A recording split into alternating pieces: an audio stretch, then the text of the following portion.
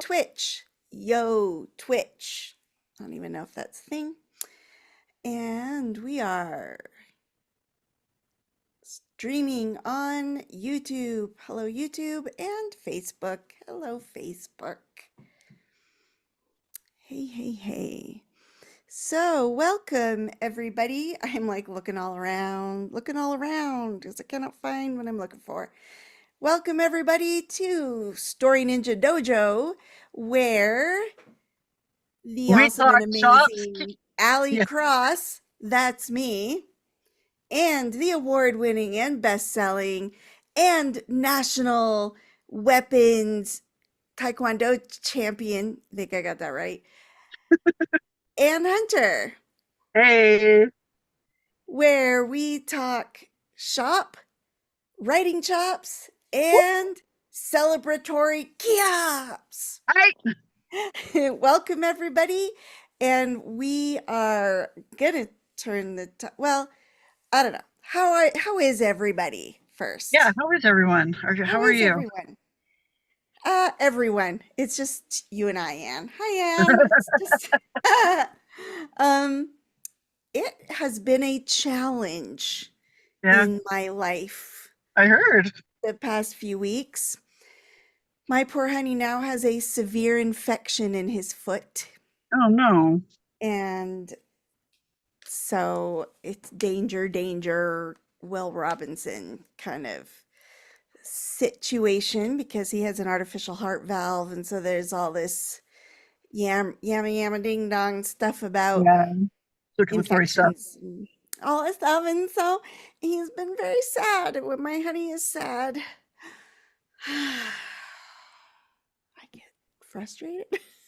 I get sad too. Empathy is not my strong suit, as you well know, Anne. I'm good if I've got stuff to do. Like, be clear about what you want to do, but otherwise I struggle. So, yeah, it's been I'm sorry. all right. It's all right. We're still telling each other we love each other. That's good. So that's a good sign. There was an Instagram reel I'll have to send to you. It was this Indian guy saying in his culture, you can't let your best friend be sad. You get to blackmail them because if they're sad. They're like, what kind Oh, of friend would I be if I let you be sad? And now you are making me sad, and now it is your responsibility to make me happy so I can make you happy. I need to see that if you can It's find very it. cute. It's very cute. So how are you, Anne? I'm okay. I was dealing with kidney stones last week. Super fun. So I did nothing. I laid on the couch and I acted like a dude with a man cold. You acted like David is acting, probably. I like to joke that our my husband and I's roles were reversed. Uh-huh. He's more like the mom, and I'm the one that gets the man cold and whine. Yeah. David is much more nurturing and stuff. Hey, Mhm. Rotten Alley. So what exactly is the stream about? Rotten Alley asks. Good question, Rotten Alley. Let me tell you. It is a show for writers, and we talk about something writerly. Today we're talking about writing morally gray characters or anti-heroes, and Yeah, we're Anne's gonna going to do talk about villains. that. Yeah, we're gonna do villains and anti-heroes. Yeah, we're just catching up, saying hi. How are you doing, Yeah, Rotten Alley? You'll have to let us know. yeah, Um, I'm glad you're feeling better, Anne, and that yeah. you were And like, both my girls are getting the plague, so oh, that's fun. yeah. Cool. Very interesting topic, Rotten Alley says. And it is, in fact, Anne was super excited we had to plan the whole month about writing characters just because she wanted to be able to I talk like about to this. have a plan. I have to know what's going on. So, Anne's I'm going to talk flexible about, within the plans. so Anne, take it away. Okay. So this is actually a lesson I presented at conferences and schools and all that fun stuff. I developed it. It's about We'll see how far we make it, but the first half is writing great villains. And the second half, because villains, I think, can um, leach into that morally gray area of anti-heroes, because you can sometimes question that. Okay, so what do we know about villains? They're bad guys. They try to stop the heroes. They can be cruel. They can be things that we don't always expect, which is monsters, dragons, thieves. But it all boils down to perception, how we perceive things. How we perceive villains is important. Let's look at the thief that I mentioned. He steals stuff, and stealing is wrong. So that makes him right. That makes him bad, right, Allie? But what if he's stealing jewels and selling them because his sister is sick and he needs the money to get her medicine and care? Stealing is still bad, right? But the thief believes his desire to save his sister by any means necessary is the right thing to do. We normally see police as good guys, but in this instance, our perception has changed. They might keep us safe and protect the law and everything, but they also stop thieves. So the thief might actually perceive the police as villains because they're trying to stop him from helping his sister. So if we see the thief as the bad guy and the police as good guys, but a good villain or antagonist never believes he's the bad guy because villains believe they are the hero of the story. So that's where perception comes in. Now, villains versus heroes, both heroes and villains have goals in the story. Let's say the villain, an evil scientist, hates dogs. How dare he? I love dogs. Because he thinks they are mean to cats. And his favorite cat just had a whole litter of kittens. Dogs must be removed from the face of the earth to protect all kittens. The hero loves dogs and knows the world would be a sadder place without them. I'm just thinking of your dogs, Allie, and I'm like, oh, I can't think of a world without Percy. Right? Um, so the hero needs to stop the evil scientists and save all the dogs. So already we've got both of them believe that they're in the right, and they have their reasons, but they're already creating conflict. So how are their goals similar? How do they differ? And how does that create the conflict? Like I just said, they both believe that they're doing the right thing. In what ways do you think the villain could challenge or prevent the hero from succeeding? Allie. um, I haven't been paying good attention because I've been trying to figure out how to, because Allie is commenting and Oh, stuff, awesome. and Okay, and I let's was ask trying to our. figure out how to show her comments, so that you can see it. Okay, so you Because can you can. Okay, so Allie, that is tuning in and watching our show right now. If you've heard me so far, how do you think um, the hero and the villain's goals are similar? How do they differ? And how does it create conflict? Weigh in. I'll give you like she 30 says, seconds. she had said that it um, depends on the circumstances, and that they liked your basic example. Oh, thank you. Um, but I don't know. I don't know what's going on. I'm lost. I cannot. Okay. The last time you're like, yeah, that was very loose. How dare you like give a like not a I very detailed lesson? Here's my detailed I lesson. You're like, I what? know. I'm so excited. Okay. Now that I've realized that I don't know how to do this thing, and I'm gonna have to figure it out for another time.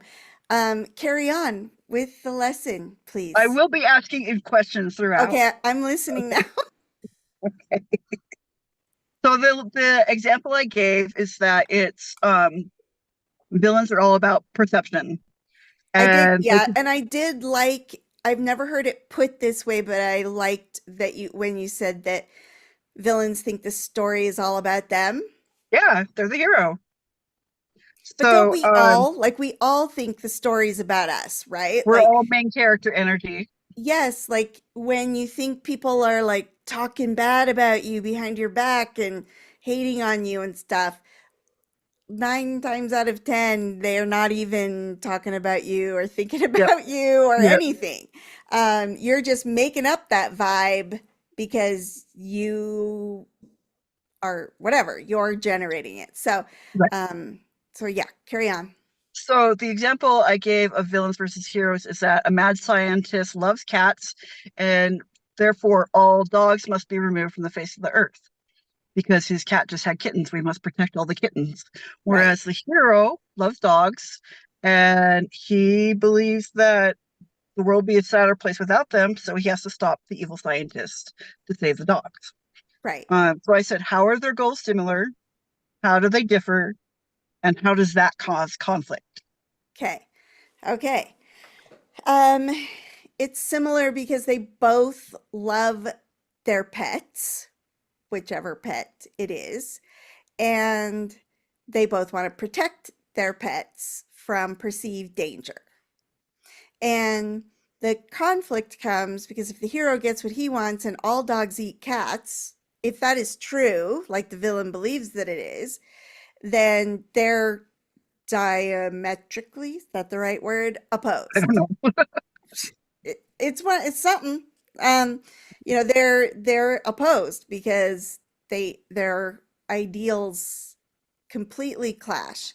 So it could be a bringing together type situation if the hero could work with the mad scientist to create, I don't know, like a spray or something that makes dogs A, not a hit. deterrent. Yeah, then both would be happy. But since that's usually not likely to happen, um, they are going to be passionately opposed. Right. So why do you think the hero and the villain want to stop each other? It's something I already said. Uh, like, didn't I say it? Because Uh, they each because they believe both that believe their animal is the best animal right, and should right, be. but Ah, simplify that. okay. Simplify that. At the core, they both believe that it is Oh, the their own right thing. story. It's the Oh, right thing to do. oh, What they both want is right and good and just. oh, yes. Cats must Oh, live down with dogs. poor Dogs are poor Ellie. awesome. Poor Allie is getting schooled today. Oh, yeah. It's good to be humbled now and I, then. I love you. Yeah, because I always feel like so like inadequate because you're amazing at plots and stuff. And Well, okay, it's okay. okay. In what ways do you think the villain could challenge or prevent the hero from succeeding? Well, you mentioned that. Um, and how might the villain think the hero is the bad guy in the dog versus kitty example?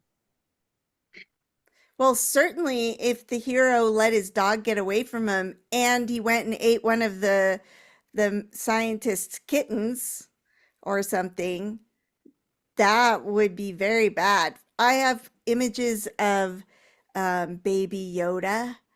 Hmm. What's his name? Grogu. Grogu, thank you, eating all of the little Oh yeah, the fish. frogs or whatever they were. Yeah, Because we all loved him. We were like, oh, it's so cute, they baby were Yoda. all horrified, but it was And really then, funny at the same time. yes. And even well into the story, he's still like secretly eating that little creature that's over there. So he's just, so, anyways, yeah, Uh, because to Grogu, those frogs were like perfectly it was placed food. for his You benefit. didn't know any better. Yeah. No. So, And even one when you thing you do need to, know better, sometimes if it's good and you're yeah, gonna eat it. yep. One thing that as writers you need to keep in mind is that villains are people too. Like just like you and me, whether you're good or bad, they're people and they have feelings and stuff. You need to keep that in and keep that on account for writing. We might think that they're dark and slimy and stinky and evil and all the things that are bad that we can think of. But villains are people or dragons or thieves and Yep. witches too. Allie's got a good example. They say perhaps he or his goons are raiding animal shelters. Yeah, there's a good one. Yeah. Um, Villains are hot. What are you? Oh, they say villains are hot. I What are mean, you it talking can about? be. I usually think of like the old mad scientists who's like Uh-huh. Rick and Morty. Okay. Yeah. Just like a hero, villains have emotions, thoughts, habits, goals, reasons for doing what they do, and so on. So, what makes a villain different from a hero? Here's my 60-40 rule for writing villains. Okay. When you write about heroes, you'll naturally want to make them heroic and cool and brave and daring and handsome and beautiful and perfect. Tell me I'm Nah. wrong. And when you write about villains, you'll probably want to make them nasty, gross, and all out evil. Unless you're like our guest, Allie, who's like, oh, they're hot. Right? I mean, why do you think we That's a love valid vampire belief, novels so much? right? That's a valid belief. Ugh. But that leaves you with a big problem. Writing your hero and villains like that, it makes them weak. They're very flat. So it's good to have a 60-40 rule for both.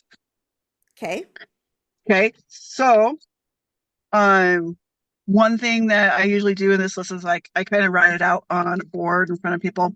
So a hero will have 6 good traits and 4 negative ones. So you write down like 6 and then like put a line and then 4. So Hmm. the hero could be handsome, smart, brave, loyal, kind, determined.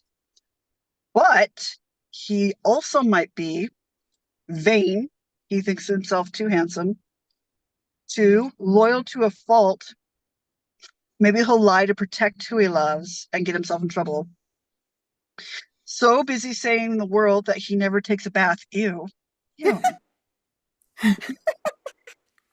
Or he's overdetermined and doesn't think his plan through, even though he's smart. He's compulsive. So that makes him a lot more complex and dynamic. On the other hand, villains are going to have the 60-40 rule, but it's going to be swapped. Okay. So the villain is going to have 4 good qualities and 6 negative ones. Right. So the villain could be creative, fearless, patient with his plans, and funny. I mean, look at Megamind. I love Megamind. He's hilarious. But he also might be greedy, manipulative, short-tempered, rude, lazy, and self-centered. And that also makes a really good complex villain. Yeah. You can pick your own traits for your villain and hero, but steer away from common words like mean and nice. Um, Those are just Ellie boring. says they like the idea of a hero having actually really bad traits that make the Yeah, reader question their behavior, even absolutely. while he is presented as the hero. Hmm. Yeah, in one of my books I wrote, it's a piece of sky, it's a middle grade book. I actually have one of the characters who's good. He's actually one of the angels that guards the tree of good and evil in the Garden of Eden. So, but as you watch him through the book, you're like, is he good? He's got some Mhm. stuff going on. So you question all the way if his intentions are pure. Yeah. Uh, Oh, Allie says, like he's not lying to protect loved ones, but rather because they want to exploit their friends for his yes, I love that. purposes. That's awesome. Ah, you're so twisty, Allie. Love Manipulative, it. guilty. Yeah. So, okay, I want to tell you a story, but I don't want to interrupt your flow. So, Uh, I'm almost done. Hold it. Hold the thought. okay, I gotta Just remind myself. yeah, just keep thinking of it. You can ignore me. Okay. So don't use like the typical words. Oh, they're mean and they're nice. Um, Those are such use, lazy yeah, don't be baby lazy. words. Learn and use new ones. Don't let your characters be ordinary. Make them extraordinary. In fact, use your hero's vices, the negative traits, to his advantage, and your villain's positive traits to surprise the hero and anyone who reads your story. Because people believe the hero will be good and the villain will be bad, will do bad things. They'll never expect them to do the opposite. So it's going to be like plot twist. The hero's using some of his negative qualities to surprise the villain and vice versa. So remember, villains will try to stop the hero because they believe their own goal is the right one. They have positive traits, not just negative ones. They have feelings, thoughts, and habits like we do, and their reasons for pursuing their goal can be surprising to both the hero and the reader. The thief wants to save his sister, the evil scientist wants to protect the kittens, and they go about it in negative ways. I have examples of villains, but I want Allie to tell her story. Well, I was thinking as you were talking, okay, first of all, I thought, has anybody written a, I'm sure someone has written a book, so I would love for people to comment on a book that they've read that you literally could not tell who was the villain or the hero until the plot twist, like maybe the midpoint or something. I would really like, but I wonder if readers would read that book, you know? Um, very curious. I would love to know that. And so then it made me think of Dexter. Did you ever watch Dexter, Anne? I know No? it was really popular back in the day. Yeah, we watched it not that long ago, and the concept didn't appeal generally, but as a writer, it's so interesting to watch shows, that present the human um, predicament in unique ways because it's really inspiring and stuff. Mhm. But there is a thread during, and I can't be honest. I don't know what I'm saying. Bleh. Yeah. There is a series. Oh my gosh, Allie. Sorry. Whew. Okay.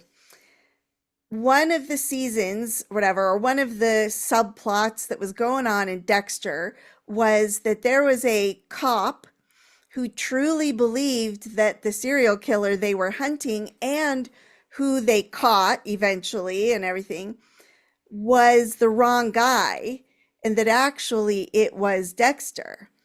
And interesting, it was so fascinating because as the story went on, Dexter manipulated the cops so much and was so good at being good, Dexter, the bad guy, um, that the cop began to be the bad guy, kind Oh, of. cool. Yeah. Like so I kind of answered my own question in terms of has there been a story, whatever.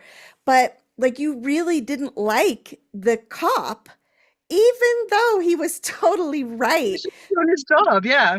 Yeah, and and Proof that it's all about perception. yeah, and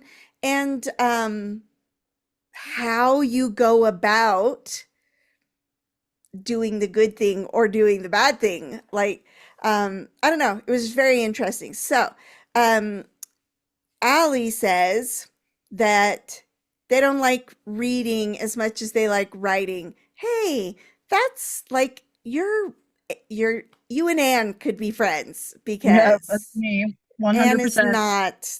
I'm not a I big am reader. a devourer, like literally, of stories, but Anne is very choosy. Like when she reads something, she's like, messages me, I am reading, and it's Yep. a moment for celebration. Um, Be okay, the impressed. story I was going to tell is David and I watched this very bad, I don't really recommend it, movie on Prime this past week.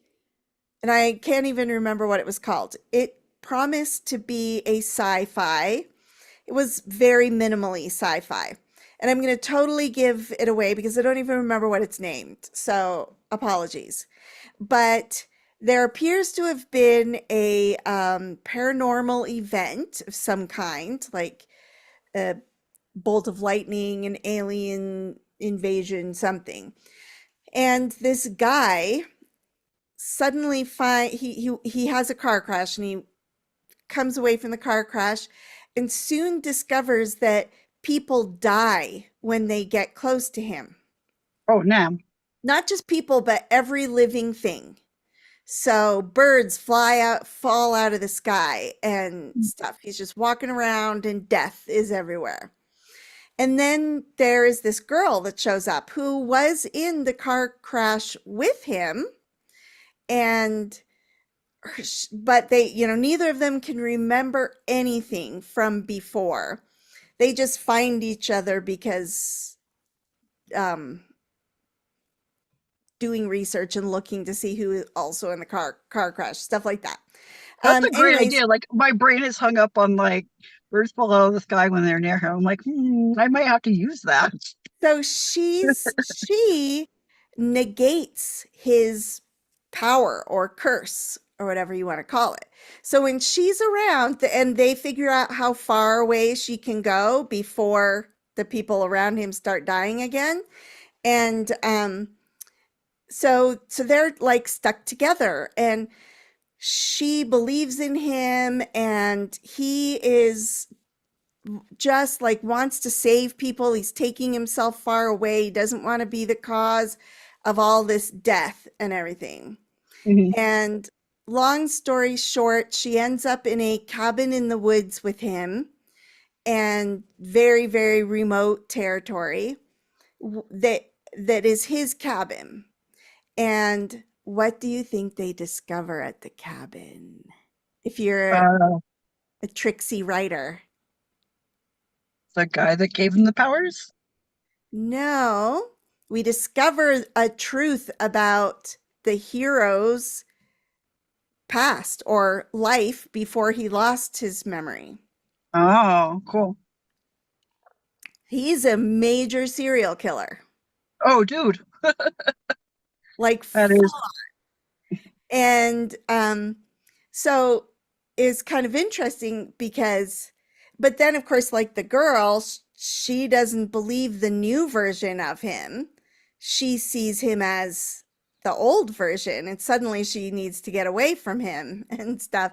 And um ends up saving her and then kills himself because he can't be anywhere that she's not, and she won't be anywhere near him without killing people. And so I was thinking that, like, whatever it is, mojo, whatever voodoo that happened that made him sort of turned him into the epitome of who he was before. Like, he was a choosy killer, but now he was just a killer. Mhm. But nowhere in his thoughts or thinking in this new life did he ever think, man, I love killing, or I love death. Like maybe I'm a serial killer. But I do wonder how long it would take before those tendencies did resurface. Mhm. But it was just so, like, it was interesting watching it because you're like going along, he's the hero, he's the hero, he's the hero. He's a bad guy, Yeah, it's that's fun. just very, very interesting, like total flip there. So that was my story. I like it. That's cool. Should we talk All about interesting on that topic of like heroes that you maybe can't trust, or vice versa. So should we talk thank about you. examples of great villains or come back to that and go right to anti-heroes? No, give us what you got, man. We got lots of time still. Okay, okay. So examples of great villains. Um, Professor Callahan from Big Hero 6. He's not mean just to be mean. He believes getting back at Prey for the death of his daughter Abigail will make him happy and bring him peace. So there's a great example of somebody who believes they're doing the right thing, but they're going about it the wrong way. Yeah, that was a Maleficent, good surprise, a good twist. yeah, Maleficent, the live action ones. Uh-huh. In Sleeping Beauty, she curses Aurora. Back in medieval times, when the story takes place, it was a serious insult not to get invited to a royal party like that. So Maleficent curses the baby to justify being left off the party list. But in the live action movie, there's more to the story. She Yeah, started out good, even a hero, like she really was.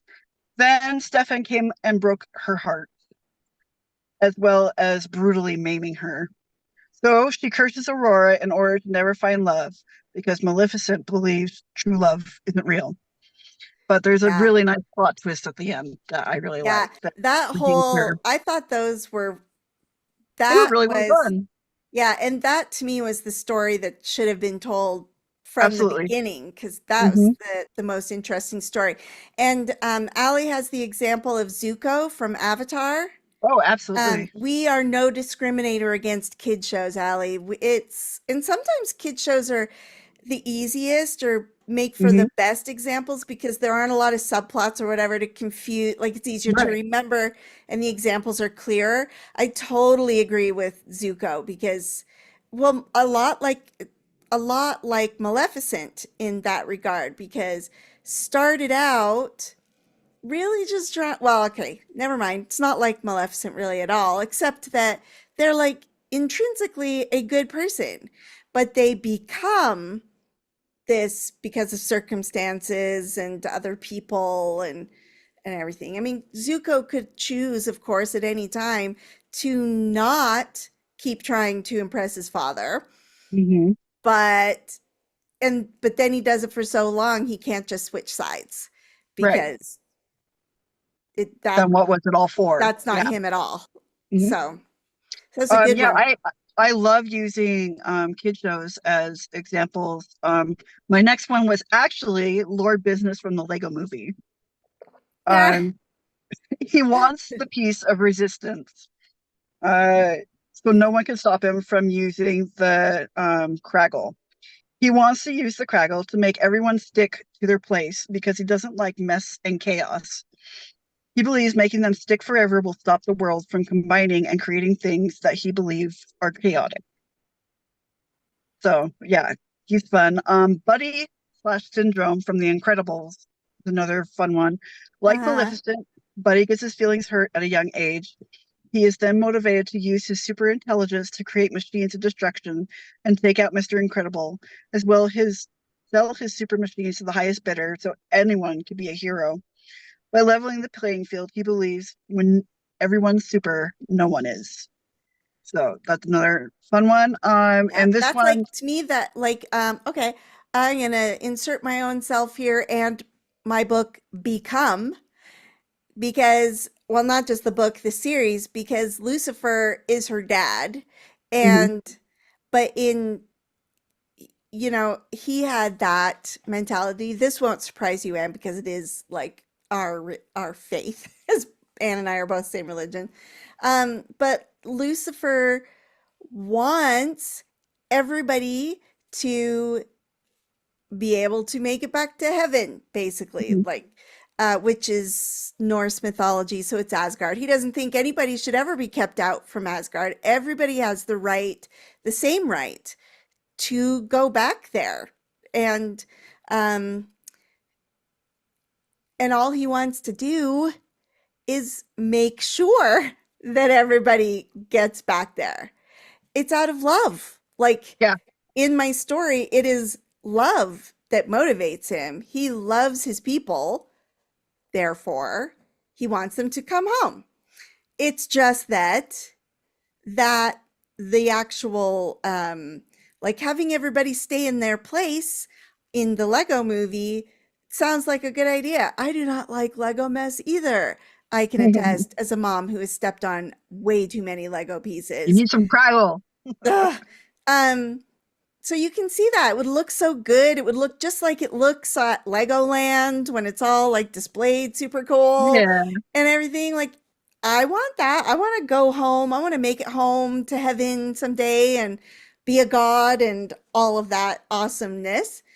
So, sorry, Allie, in my book, Lucifer, it since it's based on Norse mythology, it's Loki. Like he's called Lucifer by the Catholics in the book, but he's actually Loki. So she was asking a question about that. I love that she's still here. Thank you for Yeah, being I here. know. We're so This is like grateful. wow, like a celebratory moment. But anyways, yeah, I mean, I love. To me, that made perfect sense. Like that a villain would do something entirely for love. It's just that that kind of love doesn't actually work in the real world. Yep. Hence, all of the wives or women who end up with men who are controlling and whatever, and they need to get out. They're desperate to get out. But from the man's perspective, a lot of times it it it results in control, but to them, it would be keeping them safe, keeping them, providing for them and protecting them and serving them. It's just that it comes off as controlling and Mhm. there's no agency. And so then it's villainous. I love that particular mindset of a villain. It Yeah. appeals to me. Um, here's a villain example that maybe not many people know about. Pitch Black from Rise of the Guardians. Okay. Um, he takes pride in his role as the boogeyman, but when children stop believing in him, he's moved to strike out against the Guardians who bring children joy. He believes regaining control of his dark domain will make him happy again, and even tries to bribe Jack Frost into joining him because they were both outcasts. Idea. Yes. The movie Inside Out. Hmm. Who is the villain in that movie? Oh, I'm the main character, the really? Joy. Joy. Oh, is she the villain? I She's was not, but like, she's very controlling and manipulative because she wants Riley to be happy. yes. What were But you gonna say? I was thinking Sadness was the quote unquote villain to Joy's mind. Right. But, you know, But we that need would sadness. Yeah. yes, exactly. So, um yes, you're totally right. Um You're totally right, Ali. They made a comment about my Norse mythology and everything. And yeah, I said Asgard. You're right. It's Valhalla. I just can't Brain today. think real thoughts when I'm talking. If you stick around for any length of time, you'll catch me in lots of goobers. And I honestly cannot remember anything from my own books. Like it's a shameful reality.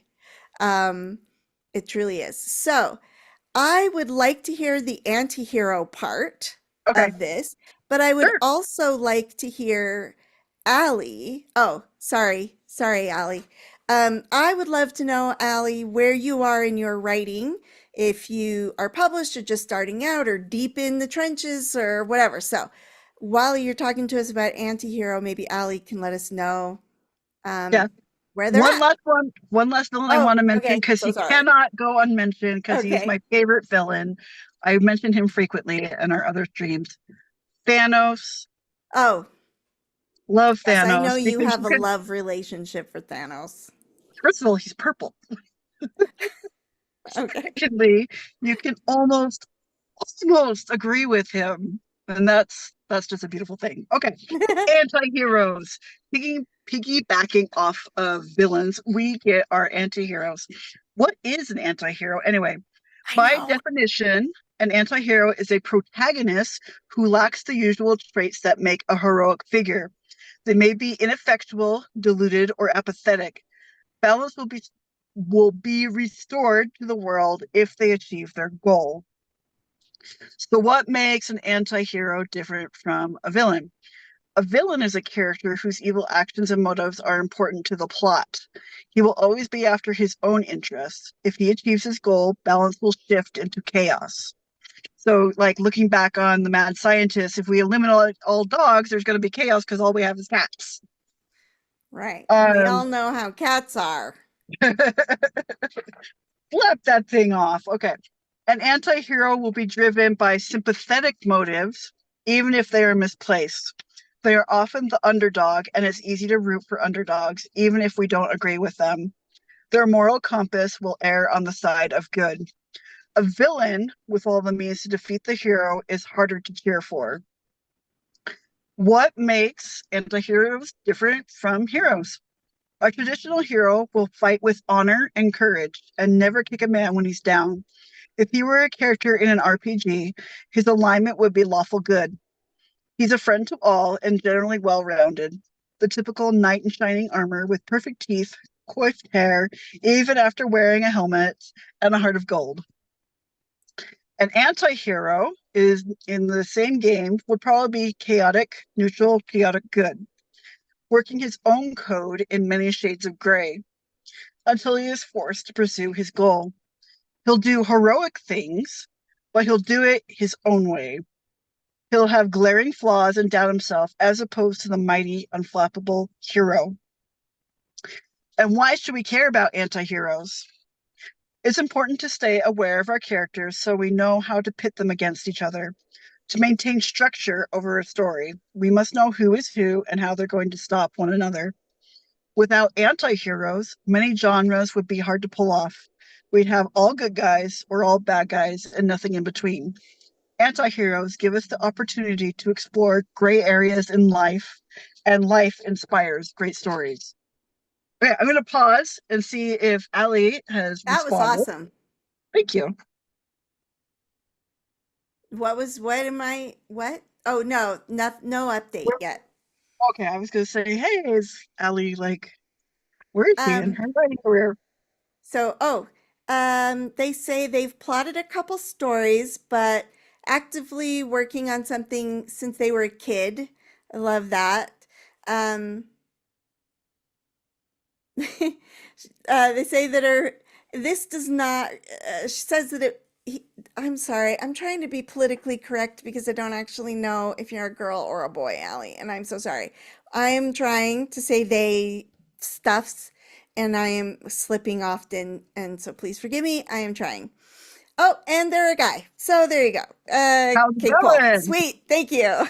Um, I Should we just say saw Ali Allie. instead of Ali? Anyways, rotten. Oh, they I should call them rotten. So they're an anti-hero right there. Okay, so he says, um, he thought that it might sound silly, but I don't think this is silly at all. I think it's where a lot of us get our start. The first story was more of a Naruto fanfic, like a Okay. Naruto universe fanfic. Takes place in the Warring States era, and the protag is someone who should not be cheered as a hero, but certainly is by his team and stuff. His past actions make him question everything until he ends up being suicidal, all while being praised as a hero. Because yeah, the intern, like there's so much juicy juice for conflict in a hero like that, because not only do they have their, their clash with the story, like with the plot, but also with other characters and also with themselves, and that is awesomeness. So very cool. Well, Very cool.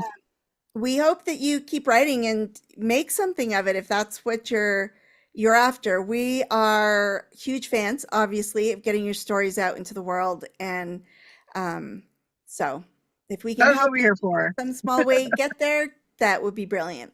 One of my favorite sayings as a martial artist, since that's one of our things, is the martial artist in me honors the martial artist in you. And I like to say the same thing about writers. The writer in me honors the writer in you. So I recognize, like, I see you. Yeah. So no writing is bad unless it's, you know, I don't know. I don't know. I don't know that you could ever say that. Like, I think that no writing is bad, Yeah. because I don't some, know if it's just like an entire page of swear words, then I'm like, oh, maybe, I guess, but it might thrill someone. yeah, You never know. And if it pleases you as the writer, eh, like maybe you won't find somebody else who would love it. but you know, Rotten says there certainly is bad writing. It's Yeah. mine. Oh gosh. Okay, What's so yes. back on track. Since we're now we're going to talk about how do we create anti-heroes. When you're writing your story, you need to have an idea of who your ideal audience will side with.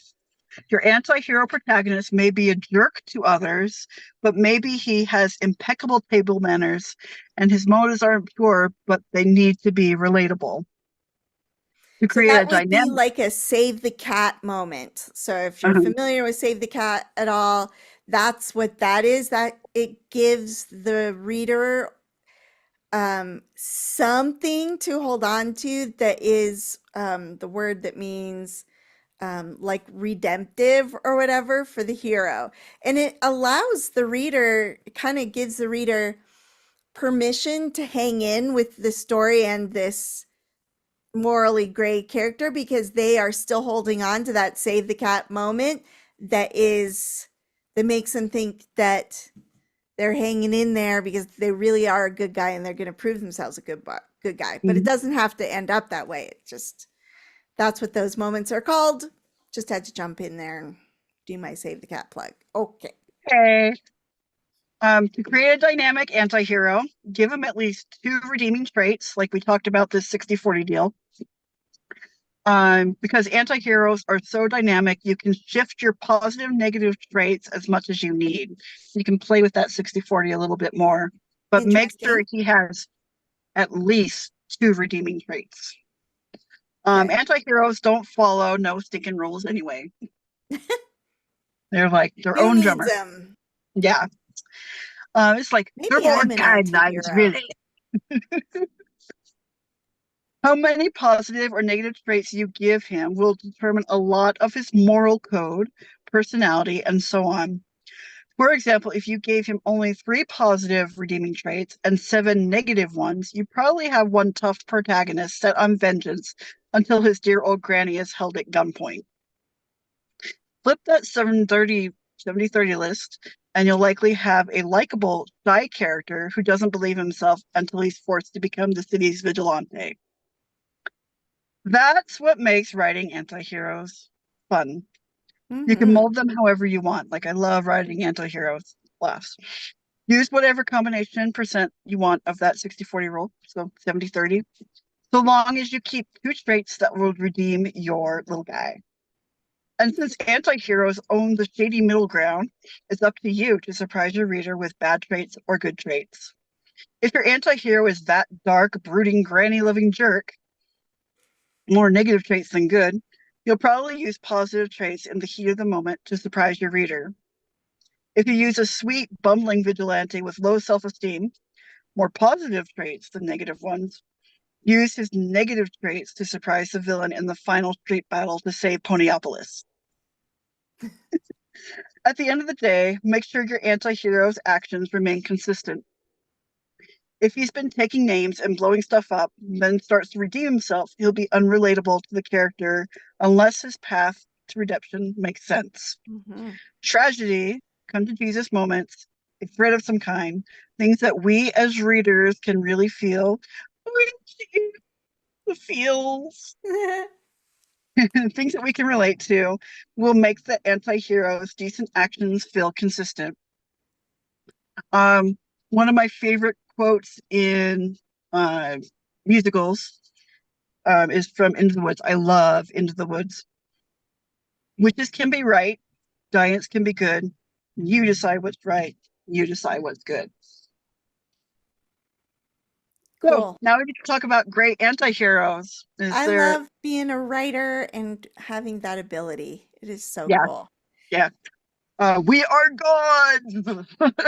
I realized Entire that, universes exist in our heads.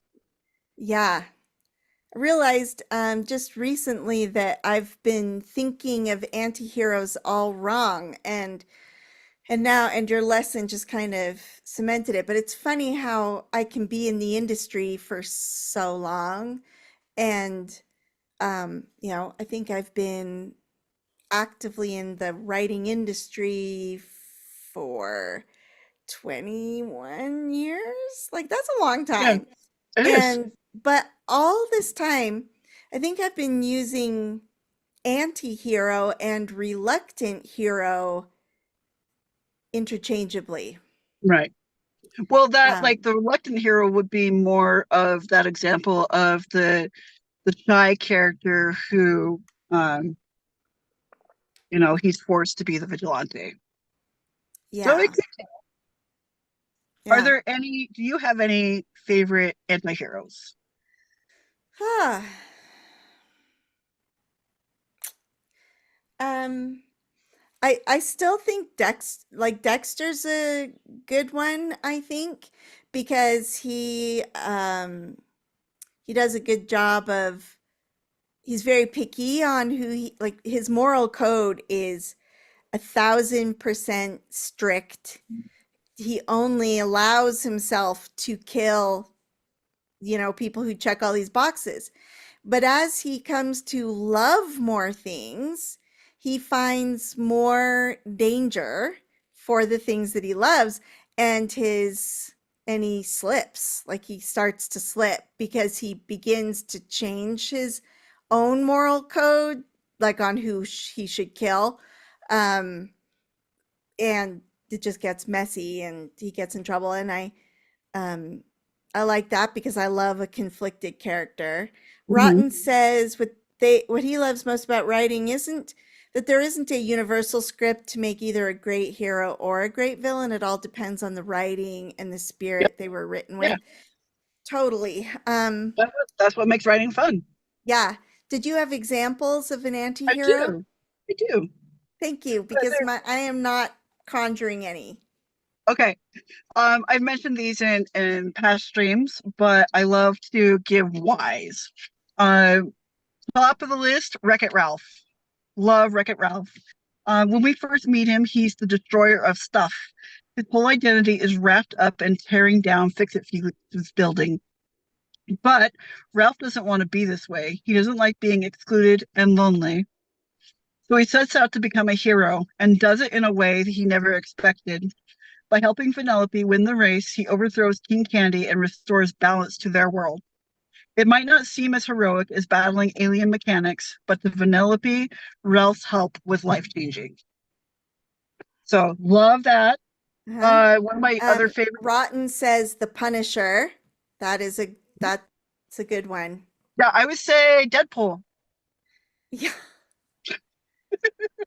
Deadpool's Is a good one. Deadpool an anti-hero or I a would I would think he's an anti-hero. okay. There's that gray line that we like. Yeah. Megamind. Love Megamind. And I was the poppin' corn. He grows up as a misunderstood outcast. He's so cute as a baby, you want to like him right away. But he's constantly overshadowed by Metro Man. When that shadow vanishes, Megamind finds himself wondering what to do with his life. All the evil deeds he's done before become meaningless. In his path to redemption, he creates a new hero to battle with, only to have it backfire on him and be forced to show his hero side. Mm-hmm. The last one is Terminal Batman. I'm Batman. Batman. He only works in black and sometimes very, very dark grays. To protect the reputation of ex-do-gooder Harvey Dent, Batman takes on the consequences of Harvey's crimes and becomes a wanted man. A hero of the people, but wanted by police, and the community fears him. Despite his code of honor, Batman has killed people in the name of justice. So So those are my Rotten offers up Taskmaster. That is something I'm not familiar with. yeah. Um, and but Batman, he's not sure. He's calling you out on this one, Anne. Might need to defend it. Batman's I totally an would think anti-hero. like the Joker would wouldn't they be an anti-hero? No, I would see the Joker as an antagonist. He's almost, yeah, he's like, if you watch the Legos, have you seen the Batman Lego movie? Yes. Yes, that one's it's great because Joker is like so obsessed with Batman and keeping Maybe him. not. Yeah. Rotten says the Joker is chaotic evil, evil Mhm. for Yep. fun. Yep. Okay. He's a I villain. He's a villain. And there's okay. no reason you can't have anti-heroes fighting villains. Yeah. Oh yeah. Totally. I think I may still be fuzzy on the anti-hero thing Do you have because, questions that I can help clarify? well, I was reading, I mean, it's your fault because I had to have content for my newsletter. So of course I did, you know, types of characters. So I was reading a little bit on anti-heroes, and Jack Campbell said that anti-heroes were villainous people cast in the protagonist role. Nope. And you're saying no. I disagree. I disagree. Okay. What does our alley viewer think on that quote? Rotten says could argue that Batman breaks bones and causes traumatic damage, but he wouldn't classify him as an anti-hero. Um, and I said, Rotten, that Jack Campbell said that the anti-hero is a villainous character cast as the protagonist. And Anne says, no, ma'am. Mm-mm. So we're just I discussing. disagree. Okay, so I feel like I need to go back and listen to the whole anti-hero part again. Well, I have Yeah, a good way Rotten's to with put it. you, so I that's 2 out of 3, so I guess I Um, gotta figure myself out on this one. yeah, the way I think of anti-heroes really is a super angsty teenager. Yeah. That's a good version. That's a good example of an anti-hero. They've got a lot going against them. Like being a teenager is not easy. Hmm. And you can be like angsty and grumpy and doing all the things because you have to, not because you want to, and you're the underdog. Basically, anti-heroes are underdogs. Okay. Okay. Huh. Isn't it awesome that you can be an old dog and still learn new tricks? It is. But I don't think I've learned this one yet, so I gotta practice it. Rotten says, because they show what a villain would do if the story was all about him without his heroic counterpart. Mhm. Yeah. Okay, so that was very good, Anne. Oh, thank That you. was, I bet that it's a fun class when you teach it too. I Yeah, could it is. see it. Especially with like kids, they get really good ideas. So do you have a kata for us this week? Rotten, Uh, that is an exercise that we yeah, give, yeah. So um, eh, something to I practice. I Yes, ma'am. want anyone watching this in the future or now, rotten, um, to go and make that 60-40 list of a hero and a villain and see how many different combinations you can come up with and see what you could use from those traits to surprise a reader. Yeah. Okay. And yeah, have it's really great when you can make those traits play off of each other. Yeah. So our kata for this week is to make a 60-40 list for protag and antag and see what kind of nifty conflict that creates. Because even the character itself is going to have conflict in themselves. Oh, bonus Yeah. kata, if you're going for gold medal. Uh, what are Oh, your personal you as a person 60-40? like Yeah. Do I think Name I'm six. Yeah.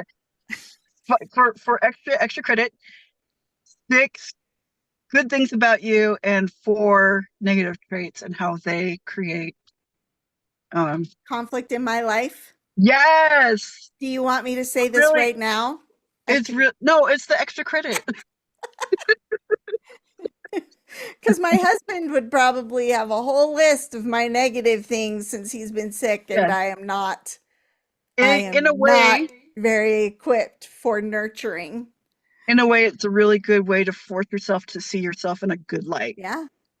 I mean, we've talked about this before, but I really think that writing character has helped me become a better person because I've spent so much time developing and studying and learning and whatever character. It's at some point I think I internalized some of that, and um because because earlier in the season I had said that I've noticed that a lot of people who are not writers are not as prone to self development as writers are. Like most of the writers I know can at least tell you what kind of character they are, whereas most people kind of can't. So it's interesting. Um, Um, well, this I was, think I'm kind of the flip side. All of my value came out of martial arts, mhm. and all of my characters are who I already was. So you see a lot more antagonistic qualities in my characters. Uh, But martial arts taught me how to do affirmations and find the good in myself. yeah. Yeah. Oh, Rotten says that most of the writers he knows are very arrogant and stuck up in their own ego. He does say Oh, we seem nice, though. you Um, need to come to the conferences in Utah. We're all a bunch of cinnamon rolls. oh my gosh. There have been a few people, like, so Anne and I both live in Utah, which is like the writing capital of the world or something. It certainly is the writing Feels capital like it. of the United States because there are, The most concentrated population of writers yep, for reals, there are more writers here in than one anywhere else. county. Seriously, I feel So like we're all just in one county. So maybe that's why we're not quite as arrogant because there are just too many of us to get feeling that special about Yep. ourselves. Yep. Um, but I have had a couple instances where people who I was friends with before their big book deal, and then afterwards it's like, and who are you again? And I'm Oh like, my dude, gosh. right? But Not cool. that is like I would I say, like to say Brandon Sanderson keeps me humble. That's like two instances out of thousands because there are that many writers here and Yeah. that many interactions with writers here. Um, can't remember what I was going to say, but thank you for this most excellent lesson, Anne, You're welcome.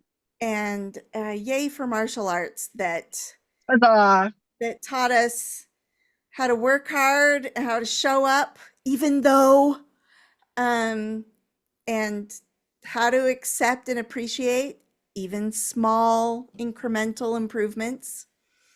Um, that's why we're here, man, Yep. because we drank the Kool-Aid in our dojos and it was good. So, um, thank you, Rotten, for being here. You guys, you are amazing. He asks if most news reporters are from Utah. Oh, Well, he's I heard would say that the ones in Utah are. he's heard that I did not know that or know that that was even a possibility. He says that he's heard that Utahns have good, clean American accents, like without a lot of the twang. Um, I think there's there is a I think Utah it's a mix. twang for Yeah, it's a sure. mix. Yeah. I am not, I'm a transplant. I'm from Canada. And I was so snooty when I moved here because they said everything wrong. And even We now, I listen to people talk and I'm thinking, you're saying it wrong. And I'll go and look it up and find that both ways are acceptable. And I'm like, no, only the Canadian way is acceptable. But there is a good Utah twang. However, I wouldn't, I do think that that Utahns that I know who don't have that twang probably do have what I think is an accent that's pretty clear wasn't. of, Yeah. yeah. What were you gonna say, Anne? Um, so I was gonna say, um, adding on to that, so back east, they don't say they're ours, right? They Well, say, in like in Boston and yeah, yeah, back stuffs. east, Yeah, New York and Boston, yeah. So they say, mother and pack, and yeah. here in Utah, we don't pronounce our T's. Oh, So we're gonna go to the mountains. I'm looking the at the mountain. Yeah, mountains. there's a lot of that. There's a And lot of so that. if you want to get like a Utah twang, we say I live near American Fork. Fark. Yep, Fork. American Fark. Hey, Um, there's a town moose, the hoose. That's Scottish. Thank you very much. And had I realized that before I was really saying it, I would have said it with my super awesome Scottish accent, which is rotten. Just FYI, you're going to hear me talk about it a lot. My life goal. I want to learn to speak with a Scottish accent so regularly and stuff that people just think I'm from Scotland, even though I'm totally not. Just Honor the because ancestors. I think it's fun. And I think it would be fun to do that. Okay, we are over our time. Thank you, Rotten, for being our first ever fully engaged fan. We've had a Yes, couple hands. before. And okay, well, now, Rotten, you got to tell us where you're from because now he's dissing on the Scottish accent. So it is easier to do an Irish one, and the Irish accent is quite nice, but my husband doesn't like it. So um, he says he'll tune in again. Oh, Yay! thank you. Yeah, Oh, he's in Germany. Awesome. What the heck time is it in Germany? it would Um, probably be about 9 hours ahead. So yeah, yeah, after like midnight. up in the wee hours. But then that's when a Yeah. lot of writers come alive, so it makes Yep. perfect I'm sense. definitely Yep, a 2 nightwing. a.m. All right, cool. We do Wait, this one show thing. every Tuesday at 6 p.m. Mountain, no, 5 p.m. Mountain Time. Yes, Anne. That's what I was gonna say. I was gonna Oh, say like, subscribe. We stream every yeah, Tuesday. Please tell your friends. Please. We yeah. should have past episodes posted that you can also view. Yes, ma'am. Once I figured out that you had to tell Twitch to keep your streams. It's all Oh, an and adventure. Yes, also ma'am. we coach. We what now? We coach. We coach Coach. writing. Yes, Yep. yes. We Yes, we are hireable with good sir. credentials. Um, oh my gosh. I can't remember. Next week we are talking about, well, now I think I'm talking about heroes, and now I feel like that's just boring. So I might talk about writing fools because I think that that's a fun arena. So I don't know. Who knows what we'll talk about next week? It's going to be about characters, though. Yay. Um, we love to tell our opinion, Rotten says. He says he does not need a coach. So come for the fun, come to keep us on our toes. Yeah. Come learn Uh about like the business and like yeah. tips and stuff. And if you have questions or things you would like to learn or we could shed light on, we're here because we like each other and like to talk. So, and we both super loved our dojos and we both love to write. So that Why not is combine the them? rest of it is who knows what. So we are more than willing to be told what to do if people have questions. All right, we have to get off the air before people start to think that, I don't know, that we're arrogant and stuff and only want to talk. That would be me. I'm the talker. All right. So we like to bow out in our dojo. Thank you everyone for coming. Much respect to you, Master Anne, for your fine lesson today. Thank you. And we'll What's see up you with guys that? next Tuesday. She always says that, and I don't know what it is because It she means does thank Taekwondo. you in Korean. Okay. All right. What's up I with that? say thank you. Yeah. See you guys later. Bye. Rotten. Hope we get to see you again sometime. Would love to see your name on the book on a book someday. But then you'll have to tell us what your name actually is because it's probably not going to say Rotten Alley. However, you never know. So, good night, everyone. Have a good one. Bye. And I've forgotten again